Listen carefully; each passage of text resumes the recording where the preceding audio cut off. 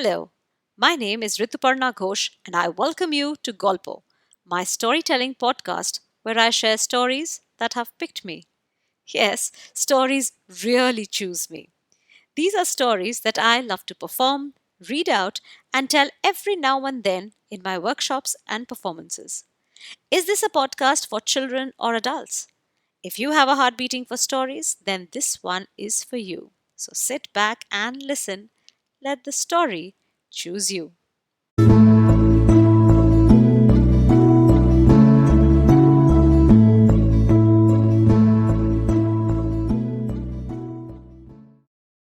On the occasion of World Storytelling Day, I'm delighted to share with you hand-picked myths, legends and epics from across the world. These are stories that hold a world's wisdom. So lean in and listen. Who knows, there may be something for you. My first story is called The Wooden Head, a story about a battle between two powerful magicians. This is a Maori myth, a story from the aboriginal tribes of New Zealand.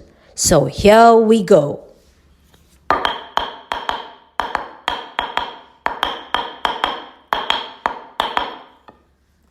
In his tower on a high hill, Puarata, the wicked magician, kept a monstrous wooden head. The head was served by thousands of invisible genii, or several genies, who carried out his commands and worked its evil will. Puarata would hold the wooden head and cry, "Strangers, pass!" And a threatening, menacing cry would ring out of the wooden head, so loud, so terrible, that all strangers within sound of it would drop down dead. The forest was strewn with the bones of those unknown travelers who perished.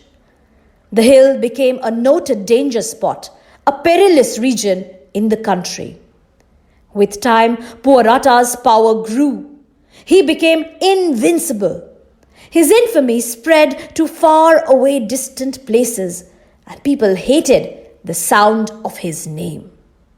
For years, several brave warriors left their homes to creep up the hill and surprise the old magician, hoping to put an end to the terror. But the invisible genii lurking in the forest saw them and warned their master.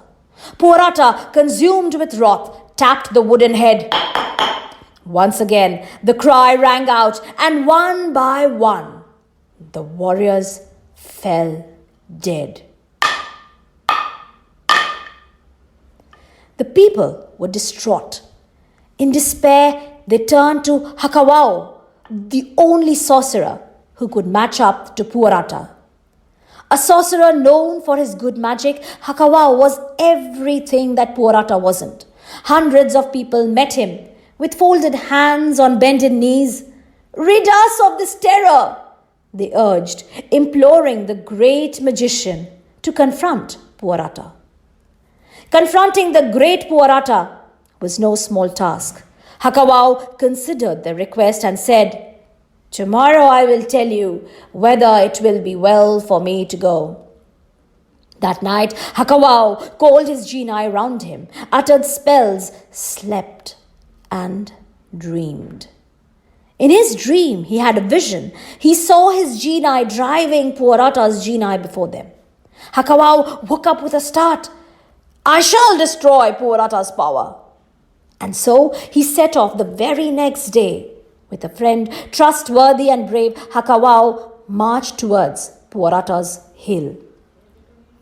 The news of Hakawao's quest spread through the air. People in the villages stepped out on the streets to see Hakawao and his friend as they walked towards their mission. The people brought them food and cheered them on, shouting their names and sending echoes up in the air. But then some people also warned them. They said, "You go to death. Puarata is too strong. Stay here. Attempt not this rash deed." But Hakawao marched on, unafraid. However, with each step, the sorcerer and his friend were inching close to the evil Puarata's country. Doubts of fear, despair, and panic hung around Hakawau's friend, and he said, "I fear we will perish." By the time they reached the path of human bones, the friend cried, "We are now within the sound of the shout. Are we not walking into death?" Hakawau turned to his friend and waved his hands in a flourish. And in that moment, his friend saw before him that which was hidden so far. Thousands of good genii circling them. "Our gods," said Hakawau, as he held his companion's hand and walked on fearlessly. Soon Hakawau reached the hill that faced Puarata's tower. He summoned his genii and said, "Half of you march on. Go and find your adversary. Fight and fight hard, and remember what I told you." The rest of his genii stayed close, invisible and unnoticed as air. As soon as the good genii showed themselves before Puarata's tower, his evil genii rushed out at them. For a time, Hakawau's genii fought. Then, acting on instructions, they pretended fright and fled downhill. Puarata's genii pursued them far across the valley, leaving the tower undefended. As soon as they were gone, Hakawau sent the remaining genii to capture the tower. They seized the tower, tied up the wicked Puarata, and beat him till his magic flew away. By the time the evil genii returned one by one from their fruitless pursuit through the valley, they too were seized and beaten till their magic flew away. "Let us go up to the tower," said Hakawau to his friend. In the tower, Puarata lay fast bound. He ground his teeth with rage at sight of his successful enemy. "Strangers, come!" he called, invoking the aid of the wooden head to avenge his fall. No shout followed. A low, wailing cry was the only sound the wooden head had power to make. "Kill me," said Puarata. "My magic is gone. I would be gone too." "No," said Hakawau. "I do not kill. Your evil deeds are forever stopped." He unbound Puarata, leaving him alive but powerless. And so from that day, with no control over the wooden head, Puarata remained powerless and insignificant forever. So, who is the Puarata in your life?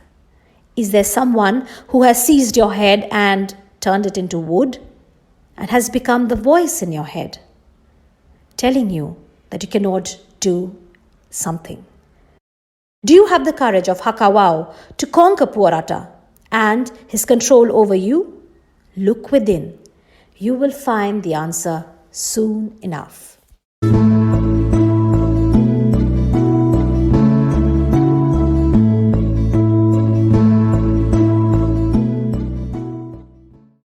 Thank you for listening.